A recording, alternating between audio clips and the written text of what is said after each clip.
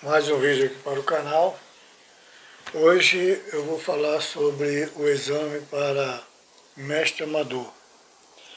Foi aprovado, graças a Deus, e agradeço também a força aí dos amigos, né, desejando sorte e torcendo para a minha aprovação.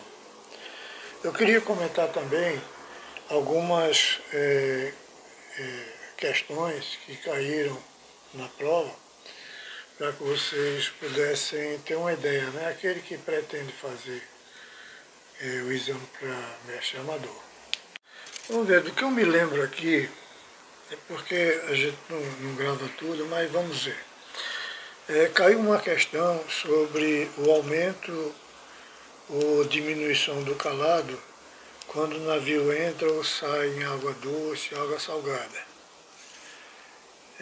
Caiu uma questão também sobre a distância, né? Tem uma questão também que eu me lembro que a resposta é catálogo de cartas e outras publicações. Tem uma questão, as questões sobre carta náutica, que você vai utilizar carta, foram várias, não foram só 3 não. O pessoal às vezes comenta, bom, três questões, mas foram mais, tá? De cálculo e de verificar determinada marcação, determinado ponto na carta. O sobrevivente ele pode sentir fome, sede, frio, etc. Né? E ele pergunta nessas situações, né, são situações objetivas, subjetivas, naturais. Falou sobre medição de temperatura na atmosfera. Isso é que eu me lembro, né? Mas tem outras questões que agora não me recordo. Mas é só isso para dar uma ideia. Não caiu, veja bem, não caiu questões sobre primeiros socorros, CBINC, balizamento, sonar, traube, vento verdadeiro relativo, tipo de fundo, abreviatura de alguma coisa em terra, né? Balizamento de canal, balizamento de rio, VHF, sinal cardinal, multas, fiscalizações e sanções. Assuntos eu não lembro de ter caído. Agora, deixa eu ver aqui outro que eu me lembro, que eu anotei aqui, deixa eu ver. Caiu uma questão sobre o significado da sigla HW, F e C. Caiu uma questão, deixa eu ver aqui outra que eu anotei, que eu estou tentando me lembrar, né? Variação total, caiu uma questão sobre isso. Não, sobre enfiamento, caiu uma questão. Instrumento que registra, né, a velocidade do vento, né, o anemômetro. A situação em que o sinal do satélite fica fraco, né, quando a antena fica encoberta. A sigla MOB, Mike Oscar Bravo, que é Homem ao Mar. Caiu uma sobre o alcance nominal das transmissões do GPS. Acho que eu já falei isso aí antes.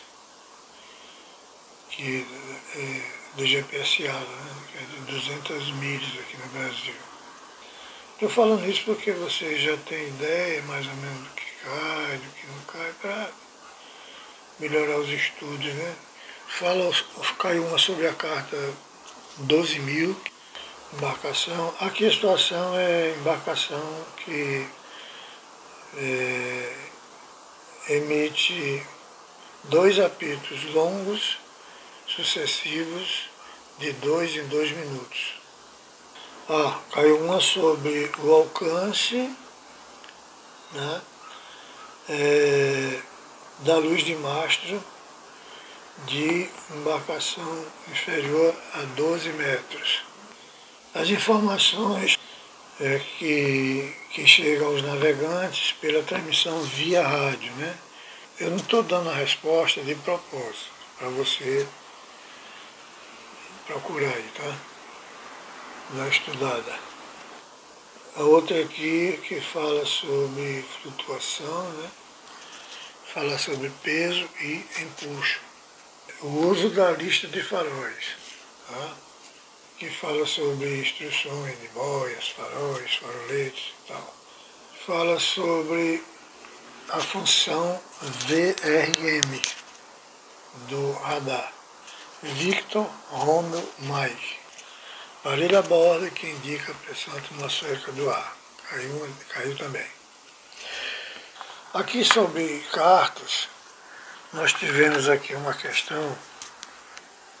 Ilhas Tijuca, passando através da ilha de Cagarras.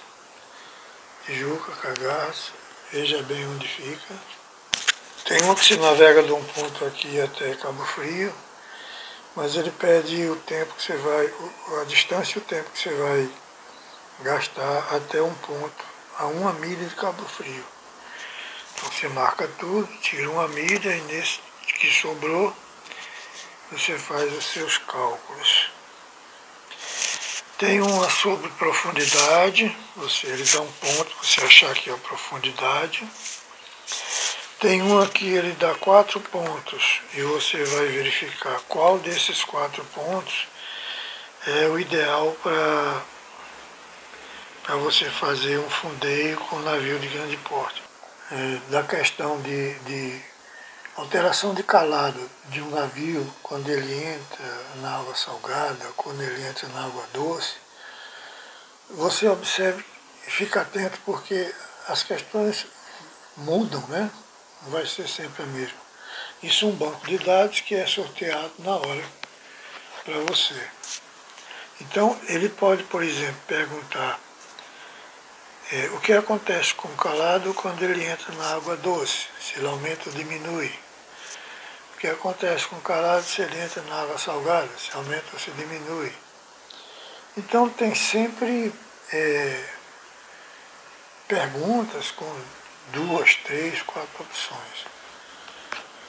E observe bem as respostas, porque tem respostas. Por exemplo, eu perdi uma questão, porque eu acho que eu perdi, não tenho muita certeza não. Porque a resposta era, vamos dizer, não é pegadinha, né? Mas é uma resposta que você só acerta se você estiver muito atento. Se você tiver um pouquinho desatento, você perde. Então essa é a ideia que eu queria passar. Agora em abril eu vou fazer para capitão amador. A prova de capitão amador, não que eu tenha intenção de atravessar o Atlântico, né? Sei lá. Porque a mestre amador, ela me dá a possibilidade de viajar a costa brasileira toda, me dá a possibilidade de ir até o Caribe, né? Você mantendo as 20 milhas da costa. Então já é bastante coisa. Mas eu vou fazer porque primeiro para aproveitar o conhecimento que eu já adquiri até o momento e ter aí uma situação que não sei se poderá acontecer um dia, mas que eu possa viajar, navegar além das 20 milhas. Né? Por exemplo, se eu sair daqui de Natal para Fernando de Noronha, eu tenho que ser capitão amador. Quem sabe, né? Aí, obrigado aí pela atenção. E agora o foco é capitão amador, que vai ser em abril. Eu vou estudar aí o que?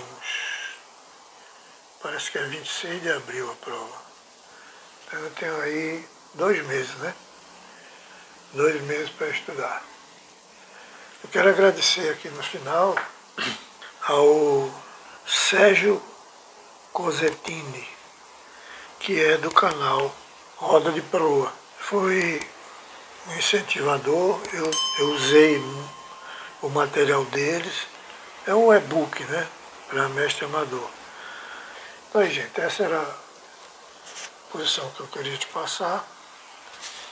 É aqueles que vão fazer mestre. Eu estou mostrando aí que dá para a gente passar, basta se preparar um pouco. E agora que venha Capitão Amador. Valeu!